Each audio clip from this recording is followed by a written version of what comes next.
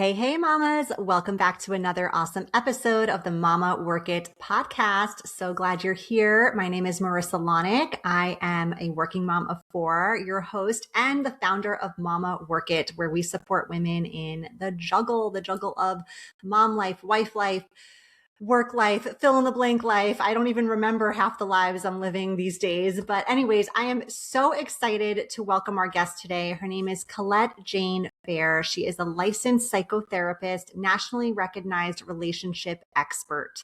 She's also the author of a new book called The Cost of Quiet: How to Have Hard Conversations That Create Secure, Lasting Love.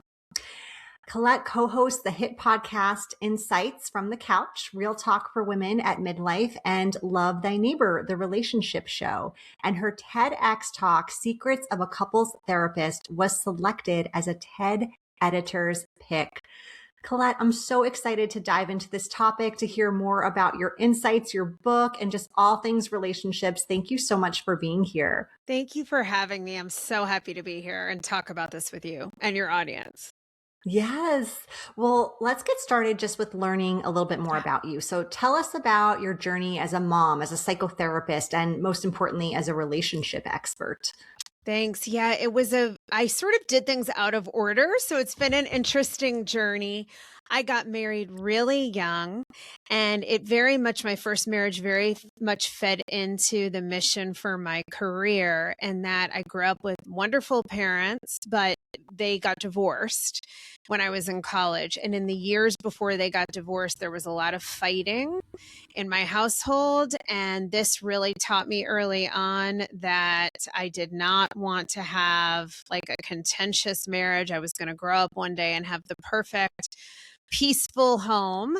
And I found a boyfriend right when I got to college who was very much the unemotional, everything's great here kind of person. And I thought I had figured it out. And I had my kids very young, but we hit a really bad crisis point, and didn't have the skills to navigate it. Tried going to therapy, and it was a disaster. We had a couples therapist who wasn't properly trained, who did kind of more harm than good. And that really, I ended up getting divorced when my kids were 1.5 and 3.5, which is one of the hardest times as a mom. And at the same time, I had to go back to work after years out of the workforce. And because I was so young, I'd only had a few years in the workforce at all to even go back to. It wasn't as common then to take a break from your career as it fortunately is now. And I went back into the workforce. I taught. Then I went and worked at an ad agency as copywriter, and it just wasn't the right calling for me. Something kept tugging at me that I should go back to school to become a therapist. I kind of been the unofficial family therapist in a way as a kid, and always the person people were coming to with their problems, which a lot of people will say. And I kept thinking about our bad experience in couples therapy. And that just drove me back to grad school. And I had to kind of work and go to school and raise my kids. So it was rough for a while, but I ended up deciding to specialize in couples therapy, even though I work with individuals too, so that I could help people who really do want their relationships. Obviously, that's not everybody, and there's no one right way to do it. But so I could help those people make it work with different communication and building secure attachment. And looking back, realizing my own marriage very well could have been saved if I had known what I know now. Wow. I love that calling was so personal to you, and that experience, okay, during that time, I'm curious, because you didn't have the knowledge, the skills that you have now, having been back to school and a master's program and all those things. Did you at the time suspect that the therapist was like incapable of helping you? Or did you just trust that the therapist was like, like we kind of blindly trust doctors sometimes, right? Like we go in and we're like, I don't know, I didn't study this. Like you tell me what's You're wrong the with expert, me, right? Yeah.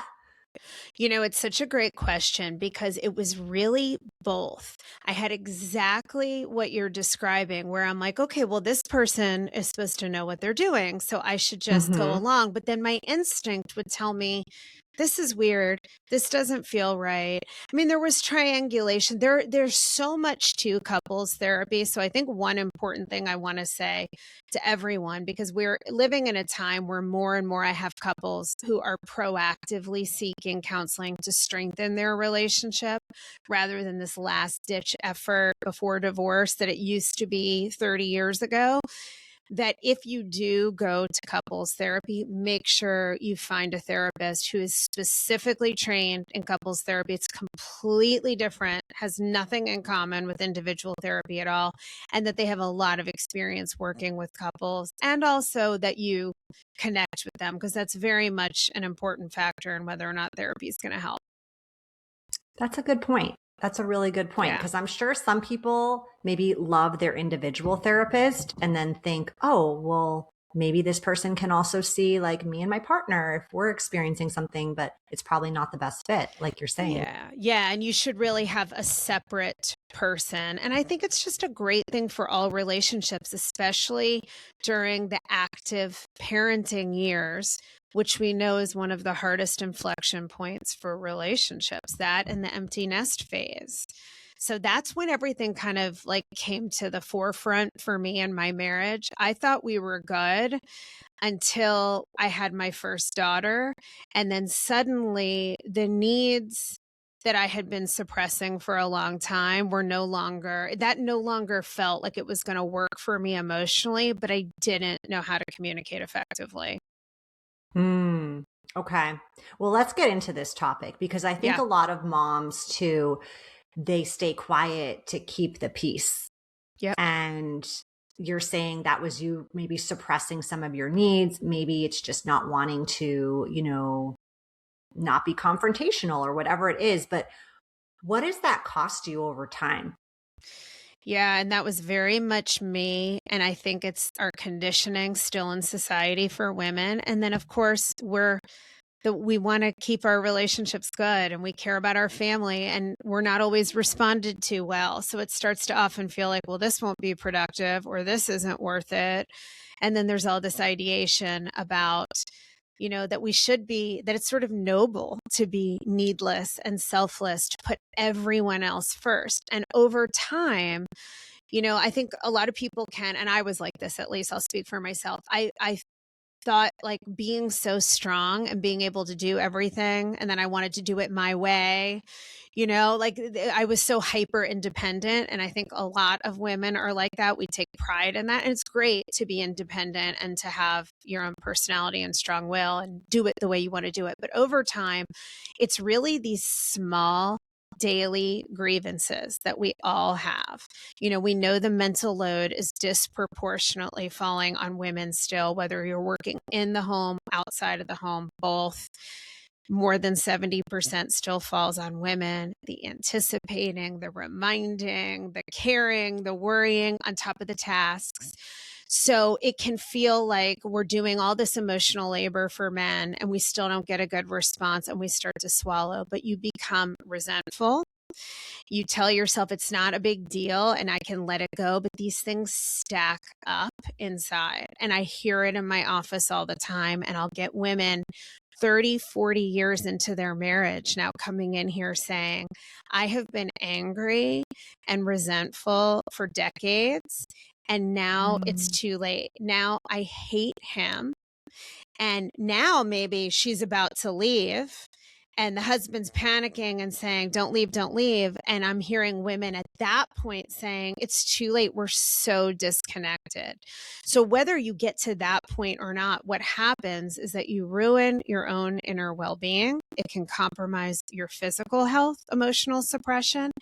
And ironically, we're avoiding conflict to try to keep our relationships floating along peacefully, but we end up sabotaging it because emotional disconnection is the primary thing that destroys relationships. It's really not the issues, even though we may have differences in finances and parenting and even infidelity crises to deal with.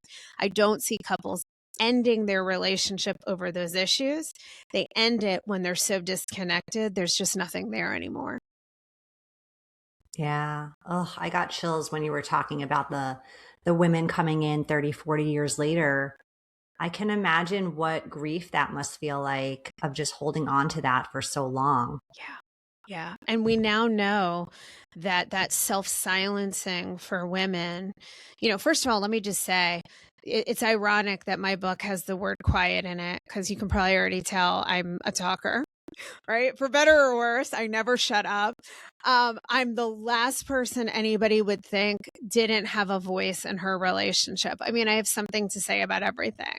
So this is not, like a feature of my personality that I was a quiet, meek person, not at all. And most of the women in my office are very emotionally intelligent. They're very savvy. This is not a group that doesn't have their voice in other areas in life. Although we may still back down from conflict to like be nice, right? Which we're trying to shed some of that conditioning as women, but we're still judged harshly. And if we're not complying or making everyone else comfortable.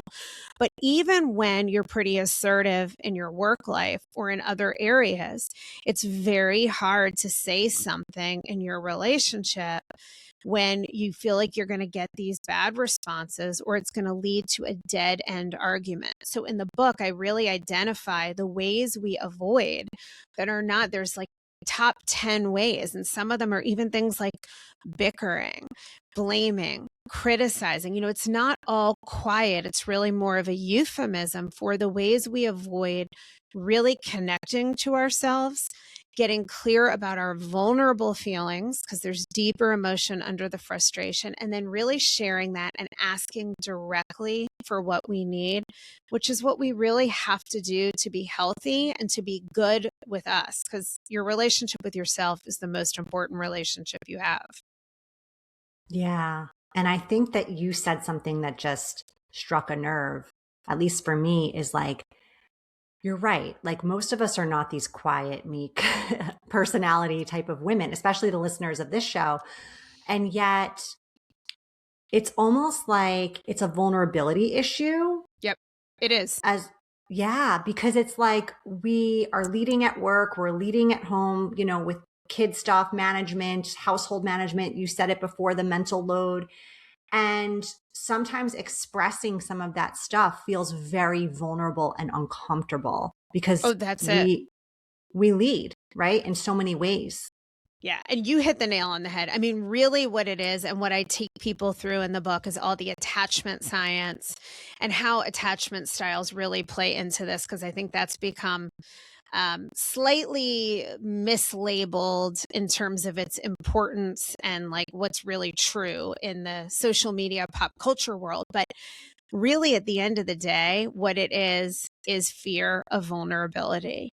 And Mm-hmm. it's this catch-22 because it's natural. And I really explain the science behind this. Like anything, your relationship is the most important thing to you. We need a primary attachment figure in adulthood just as much as we do in children. I mean, we don't need it to actually survive, but we do need it to thrive. And research shows that the people who live longer are ones who have quality relationships. So our partner, if we're partnered up, that is our primary attachment figure. So if their expression tightens or their tone changes, our nervous system reads that as a threat. It's literally a fight or flight response that will happen. And then we're scared to dig in and say, hey, this really hurt me. This made me feel insecure. I need reassurance. I need comfort. And most of the time, these are emotional discussions, not problem-solving conversations. And we tend to skip over that part because we're scared to be vulnerable. Mm-hmm. Yeah. And they're But uncomfortable. Yeah. They're uncomfortable. Like Totally. we just want to like check off our to-do list and like relax and be done for the day. Yeah. You're so right. Who wants to do an uncomfortable, hard task? I know. You're right. And that's the thing. It is like kind of prioritizing long-term over short-term comfort. But I will say, and this is why I really wanted to write this book, I have distilled this into a process called self-connected communication, and I give a whole blueprint for it. And the funny thing is the anticipation, the fear that comes in the anticipation of the conversation is usually far scarier than the Yes. conversation itself. I think you're so right. It's like Yeah. waiting online for the roller coaster and you're like Yes. freaking out. And then you get on and you're like, that was it, you know? Exactly. And especially if you know how to do it, which is really, these conversations don't have to be long. Like when you're just sharing your inner world and you're speaking for yourself and you're not falling into those traps that are more destructive conflict, right? But you're saying, hey, I want to share with you how this impacted me, what I'm feeling, what I'm experiencing. And you and your partner can engage in a conversation that's built on curiosity and validation and empathy. And even if you don't get that back from your partner, you're doing that and you're in connection with yourself. These conversations are usually short and to the point and can become real connection points. And this is where emotional intimacy and emotional maturity grows. So I think the more you do it, the easier it becomes. And now I can't imagine not expressing myself clearly and asking for what I'm needing in the moment, whether I get it or not. But it can Mm-hmm. sometimes still feel a little bit uncomfortable. I just know inside when I'm tempted to say, oh, it's not worth it. That's the voice that's usually protecting us from being vulnerable, from taking a risk. And it's instinctive, but it's not really going to serve us long term. Yeah. Yeah. It makes sense. So are there certain conversations that you feel are especially important not to avoid? Oh my gosh, yes. Okay, so I would really say all of them, truly. I think you can't over communicate, but it's really important to be self focused, right? To be using I statements and talking about you and what you're experiencing inside. And then really nothing should be off limits. Now, of course, people are going to say, yeah, but my partner isn't available for that. Or I've even been in the situation, even today in my marriage, where I say it perfectly, like, right, according to my own formula, and I still don't get a great response from my husband. And it's because we're human. We have triggers that are tied to old wounds. But I'm still committed to coming from the place of, look, I'm sharing this with you because I really care about our relationship.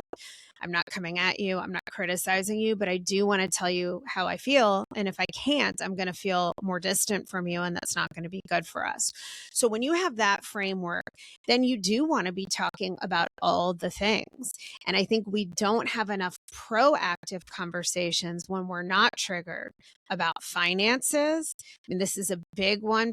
Not everybody, but a lot of people are uncomfortable with. Of course, differences in parenting, our longings for the future, our dreams, our personal goals. If I hate to say this because it makes a lot of people uncomfortable, but even like if we found ourselves attracted to somebody else, I mean, there are so many things once you know how to communicate that can be navigated with sensitivity and care that are so seemingly uncomfortable, but are such opportunities for growth and understanding and that deeper layer of connection. Because you can be married for years and feel completely alone, which was me in my first marriage. There was someone right next to me and I felt like I was on an island. And that's Mm, what really makes us sad and sick. So, if there's anything you find yourself thinking, God, I'd love to talk about, I'm scared to talk about, I'll just make something up. Like, how much money are we saving? Like, are we thinking about retirement? I need more help at home. I don't feel like you're really seeing me or hearing me, whatever it is. Bringing it to the table, finding that initial courage and coming forward in a way that doesn't send your partner a signal of danger, which is, assessing if it's a good time, explaining why you want to share. There's so many things that can help to set you up for success in these conversations. yeah, absolutely. It's tough because when things are going good and you're in a good place, you don't necessarily want to lean into those like topics that you know are potentially triggers, right? Or things that are Yeah, going to put someone else like on the defense or in a bad mood or just be like a Debbie Downer, in a totally. situation. Totally. But that's what I'm hearing you say is that's the better time to bring it up, not when you're already like your nervous system's already shot or you're already angry or defensive or upset about what's going on. And it seems like we're all kind of doing the opposite. Yeah. Yeah. Either we say nothing or it comes out when we're like reactive. So a key to this effective communication is being regulated. And the formula I've kind of identified for this is that it's vulnerability and assertiveness. And assertiveness gets a bad rap because people think of it as like aggressive, but it really just means you're being clear and direct. However, with that has to go kindness. And so when you're assertive, you're regulated. You're in the adult self. I call it the sage self. This is where you have access to your wisest self and all of that information about the relationship. You have perspective. You have curiosity about your partner. But at the same time, you're willing to share your feelings. And it's usually some kind of fear about the relationship, some kind of hurt, sadness, loneliness, longing, like all roads underneath go back to those things. So while it is hard when things are good to not want to stir the pot, when you make this a habit, which is what we really need to do, and it's much simpler than people think, really, once you have the formula. If this is a habit, then you address things as they come up. You get the evidence in your body that it doesn't derail your whole relationship and spin out into a 3-day fight. And then it starts to feel a little more approachable. And it's even things like, hey, I've been just being totally vulnerable and assertive. I've been feeling really nervous or scared to have a conversation with you about our parenting right now or how we're managing our household.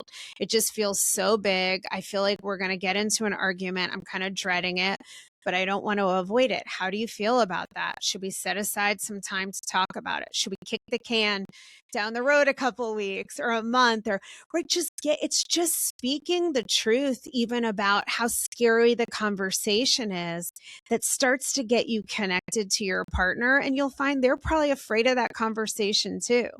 But that conversation about how hard it is and how much you both want to avoid is connecting, and it's real. And that's what bonds us.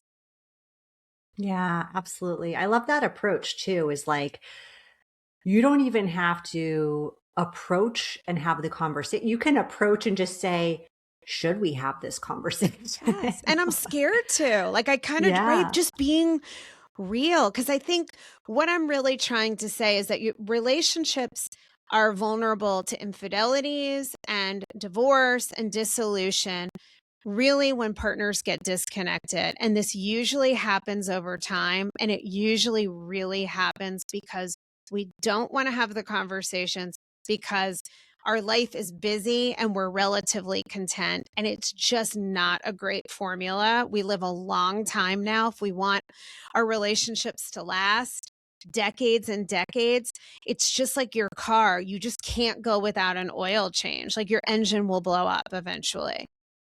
So you got to be proactive, just like you go to the gym or you try to eat healthy. I mean, believe me, I'd be eating chocolate chip cookies all day, every day if I thought that I could live on that, and I still do eat them, but you've got to have some vegetables too. So this is like vegetables for your relationship. And I really do think that once you start doing it, especially if your partner's responsive, then you don't dread it as much. It becomes just more of like, this is how we talk about things. And most of us don't learn this in our families of origin, even if we had wonderful families. Most people are conflict avoidant at home.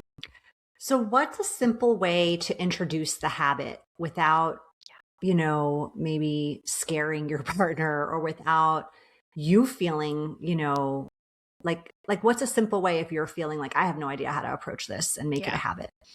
Yeah. So, I mean, I think you do need a little bit of a process in terms of how you interact with yourself. And I always say, prepare before you share. right? We want to address something and share it. But first, there's got to be that inner bit, that little pause of time where you notice what you're feeling in your body, you name your emotions, and you sit with those different parts of yourself and those feelings that will tell you what you're needing or why something bothers you. And I even give a blueprint in the book, and I'll use it myself. I mean, I've been doing this for years now, but I'll use my own blueprint myself, especially when I'm feeling really emotional, because emotions can be confusing.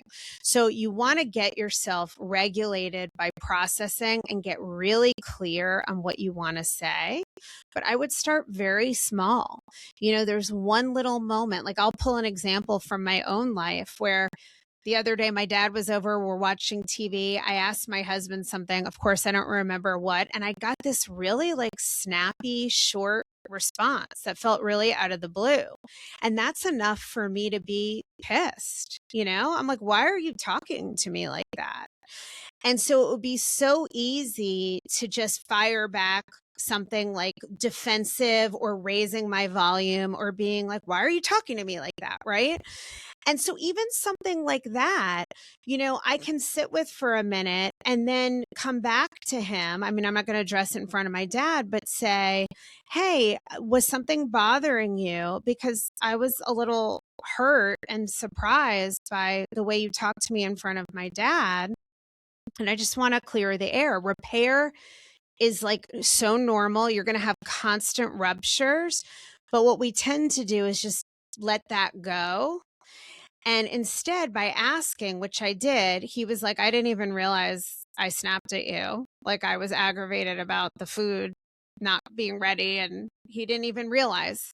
And he said, sorry, I genuinely didn't even know I did that. And it was over. It's not that big of a deal, but that process of just bringing up something really small and saying how you feel, right? Your emotions, not your interpretation, which is where most of us go wrong, right? We'll say, I feel like you don't care, or I feel like you're always in a bad mood. That's not sharing your feelings. That's almost It's not.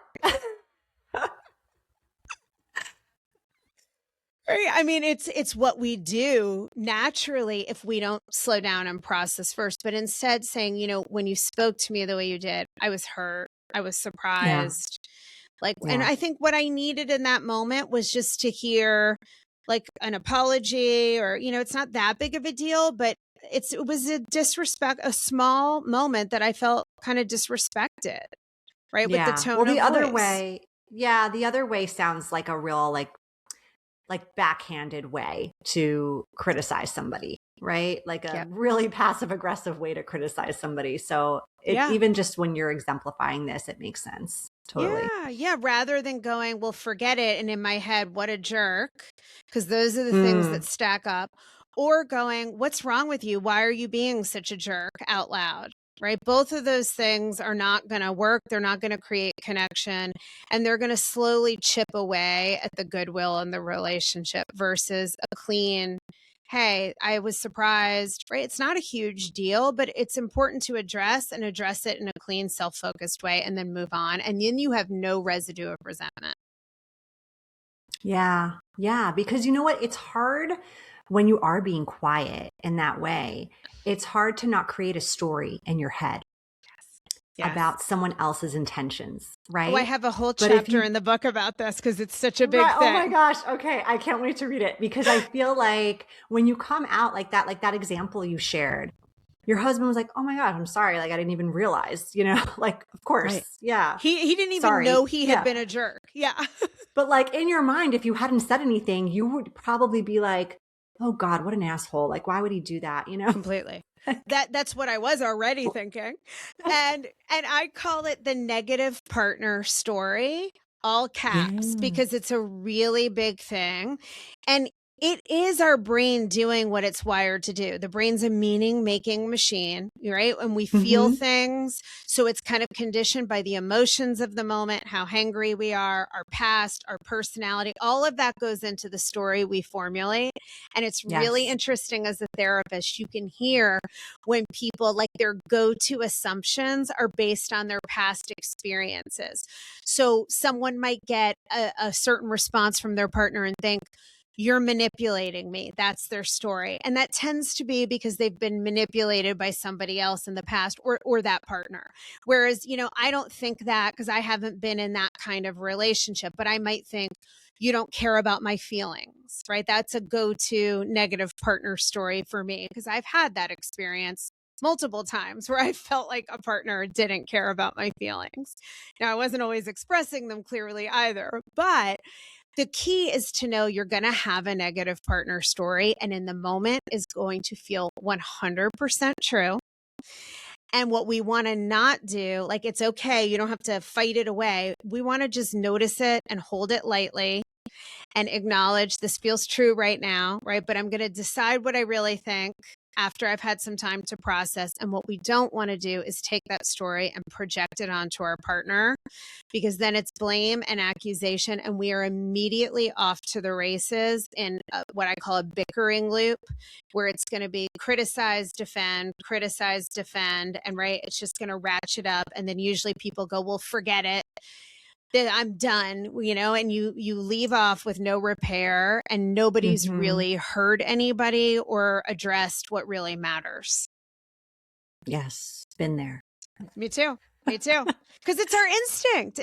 Yeah. So we're trying to override our instincts a little and just realize this stuff's normal, but we can kind of do better than what our instincts from fight or flight are telling us in the moment. Yeah. Oh, this is so interesting. I can't wait to dig into the book, and I wish we could keep talking about it, but this is a 30-minute show, so we got to keep it moving here. No worries. Colette, I want to get into our lightning round now before we wrap up. We're going to ask some random, fun, personal questions just so our listeners can get to know you a little bit better. Are you ready? I'm ready. Okay. If they made a movie about your life, who would you want to play you? Ooh, Sarah Jessica Parker. Yes. I could see it. Yeah. What is your cocktail of choice? These days I pretty much only drink Pinot Noir or Prosecco. Oh, I love those. Yeah. I know everything else has kind of fallen away. Yeah. Yeah. If you could go on vacation tomorrow anywhere in the world, where would it be and why? Italy. Can never get enough of it. Yeah. All right. Last question. What's something most people may not know about you? Oh my God. I feel like everyone knows everything about me because I never shut up and I tell everything. I'm an oversharer. What would somebody not know about? Oh, okay. Maybe that I'm very afraid of a lot of physical things that people find fun. I won't ride a roller coaster. I'm scared to fly. I'm scared of heights. Like, I'm really no fun, sort of, in a way, because I have so many fears. But I fell back on my sparkling personality. You're a lot of fun when you're on the ground. Exactly. I've got to be on the ground. It can't be in a small space. I will not ride a roller coaster. It's crazy. My kids are like, what is wrong with you? You're no fun, but it is what it is. Colette, confession time. I don't like roller coasters either. I don't even know where that analogy came from before.